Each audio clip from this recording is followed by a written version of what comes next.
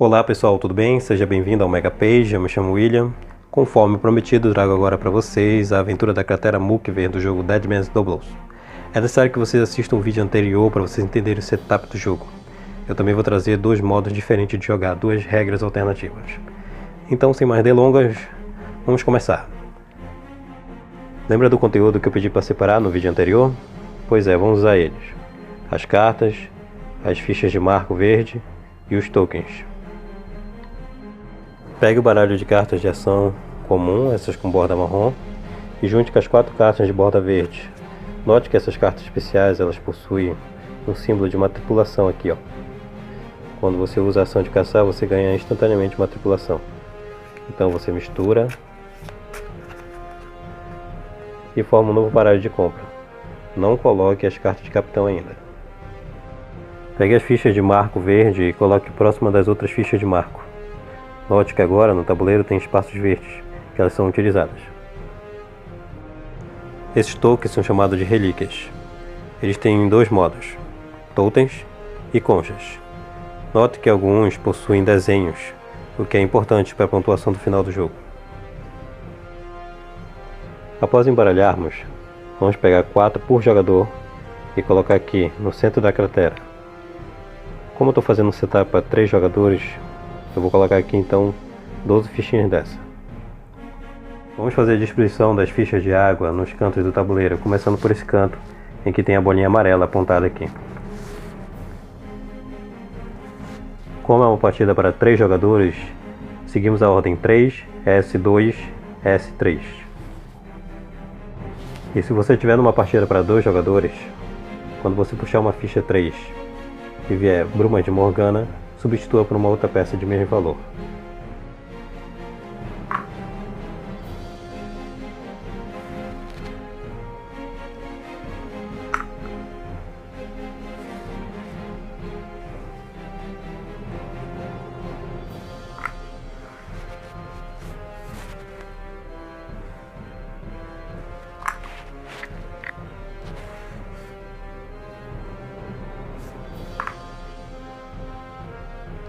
Sim, esse canto leva 2 fichas de água.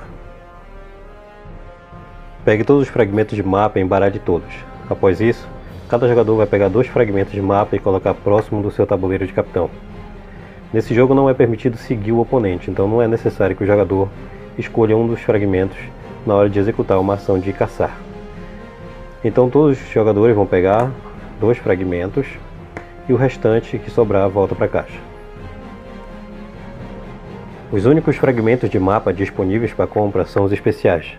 No caso, você vai fazer uma pilha composta pelos seguintes fragmentos: numa partida de 2 a 4 jogadores, um amuleto de caveira e uma ilha atrativa. Se for uma partida para 5 ou 6 jogadores, você acrescenta um orbe de proteção. O restante fica de fora.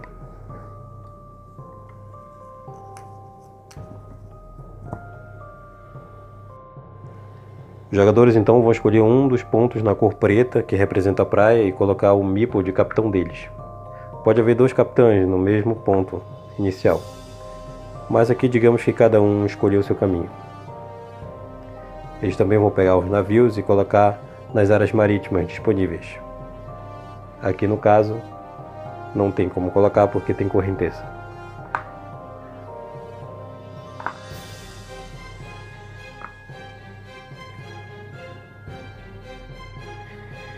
Bem, setup montado, sendo que os jogadores começam com os mesmos itens, como no vídeo anterior eu expliquei, assista o vídeo. E vamos continuar as explicações. Aqui, se você utilizar uma carta de borda verde, quando você usar a ação caçar, note que ela tem uma tripulaçãozinha bem aqui, você ganha instantaneamente uma tripulação. Temos os marcos na cor verde aqui, eles são divididos em 2 partes. O que está desse lado aqui é o lado ativo. Quando você pega o marco verde, você ativa imediatamente esse lado. Esse outro lado aqui só vai ser ativado depois que o tesouro for descoberto na ilha. Quando você fizer a ação de caçar, preste atenção em 2 coisas. Primeiro, você precisa ter 2 fragmentos de mapa para avançar como de costume. Se você não tiver, terá que roubar de um oponente. Obedeça as setas de direção. No caso aqui, a Viúva Chang não poderia ir para cá, pois as setas direcionam para cá, para a praia.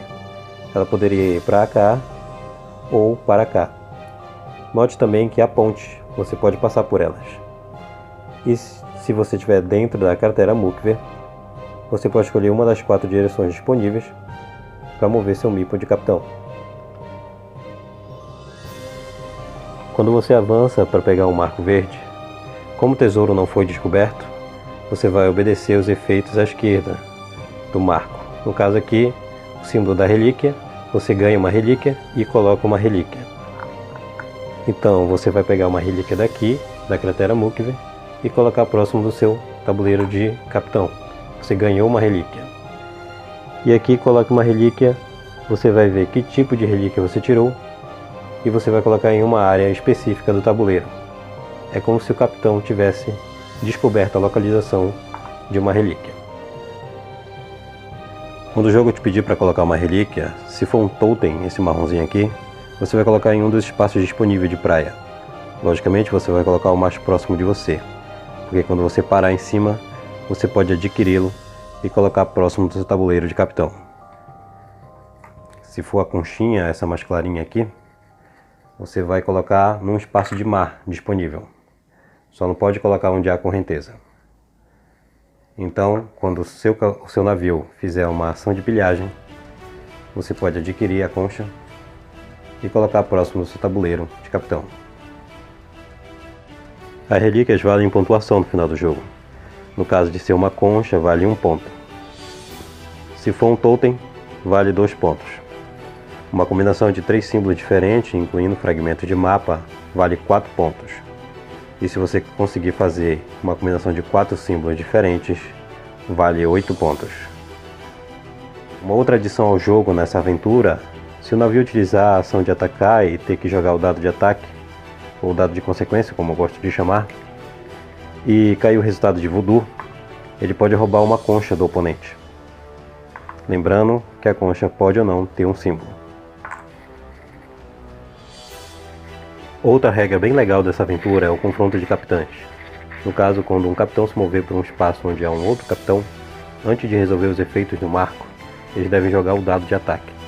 Se cair dobrão, ele rouba um dobrão do oponente. Lembrando que Hayrijin tem o efeito de não ter os seus dobrões roubados. Se cair tripulação, ele mata uma tripulação do oponente. E se cair voodoo, ele rouba um totem do oponente. Lembrando que o totem pode ou não ter um símbolo na face. Depois dos jogadores jogarem rodadas e mais rodadas, cujo objetivo é roubar um ou outro praticamente, o jogador que tirar a última relíquia daqui, do Monte Mukver, abre a cratera Mukver. Então, o jogador que estiver dentro da cratera Mukver ganha instantaneamente 3 joias. Aqueles que tiverem um passo à distância da cratera Mukver da passagem ganham uma joia cada um. Com a passagem da cratera Mukver revelada, a primeira parte do jogo acaba. Agora os capitães continuam na ilha. Eles continuam andando pela ilha, ativando os efeitos de marco, duelando entre si. Mas agora os efeitos de marco verde, do lado direito, são ativados, eles podem ser ativados. Pegue todas as cartas dos jogadores e reembaralhem com as cartas de capitão, formando um novo monte de compras. Os fragmentos de mapa permanecem no tabuleiro, assim os jogadores podem se mover novamente para eles e ativar seus efeitos. Lembra daquele marcador que sobrou do vídeo anterior? Pois é, ele vai aqui. Mas quando você utiliza uma carta de capitão, ele não anda. Para ele andar, você deve coletar, trocar ou roubar qualquer fragmento de mapa ou relíquia do oponente. Atente-se que quando você troca uma relíquia ou fragmento de mapa com um jogador, ambos os jogadores andam na linha de fim de jogo. Quando o marcador chegar até o fim aqui, a rodada é jogada até o final e a pontuação do jogo é feita. Vamos aqui à tabela de pontuação, temos a tabela de pontuação básica e acrescentamos com a tabela de pontuação das relíquias aqui embaixo. Eu aproveito para deixar um novo modo de jogo, que é a pontuação avançada aqui, em que o jogador ganha 3 pontos pela maioria do item que ele tem. No caso aqui, a maioria dos dobrões, ganha quem tem a maioria das joias, da reputação, o navio mais inteiro, incluindo a tripulação, e o mapa mais completo, caso você esteja jogando aqui na ilha alternativa. Essa pontuação aqui não vale.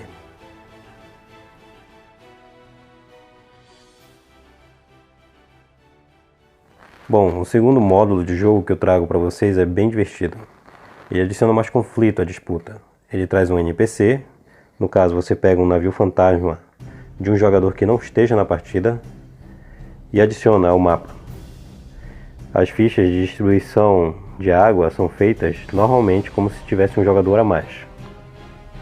Por se tratar de um navio fantasma, colocamos o marcador de vida dele aqui, na área de navio fantasma. Mas ainda assim ele recebe 2 níveis de tripulação, 2 níveis de reputação, 2 joias aleatórias, 2 dobrões. Se estiver jogando na ilha alternativa da cratera Mukver, recebe 2 relíquias. E se estiver jogando no modo joia negra, ele também recebe joia negra, caso seja preciso. Antes da fase de pilhagem, o navio fantasma faz seu movimento indo à frente, já que ele não pode manobrar o navio fantasma. Ele ganha um marcador de pilhagem, permitindo ganhar mais dobrões da ilha, e dispara aos lados e à frente, e todos os envolvidos levam dano. Ele joga o dado de ataque, se cair voodoo ele dá um dano adicional, se cair tripulação ele mata uma tripulação de cada jogador, e se cair dobrão ele rouba um dobrão de cada jogador. Ele também pode ser abordado normalmente, e eu sugiro que esse modo de jogo não seja jogado entre 2 jogadores, mas se quiser, pode fazê-lo. Bom, as rodadas dessa segunda aventura seguem da mesma maneira que a primeira, mas com algumas diferenças. Na fase inicial, a ilha não é abastecida, pois dobrões e marcadores de pilhagem ficam à vontade na mesa, a não ser que você coloque ao menos uma restrição nos marcadores de pilhagem. As demais fases ocorrem da mesma forma, e os capitães são utilizados mais vezes na partida, já que permanecem na ilha mesmo depois da primeira parte do jogo acabar. O foco do jogo é sempre ter mais itens que o seu oponente, mesmo que isso signifique roubá-lo, afinal você deve ser um pirata. Então é isso, galera, esse foi o vídeo, aguardo vocês no próximo, deixe seu like e compartilhe para fortalecer o canal, e se inscreva se ainda não for inscrito. Valeu!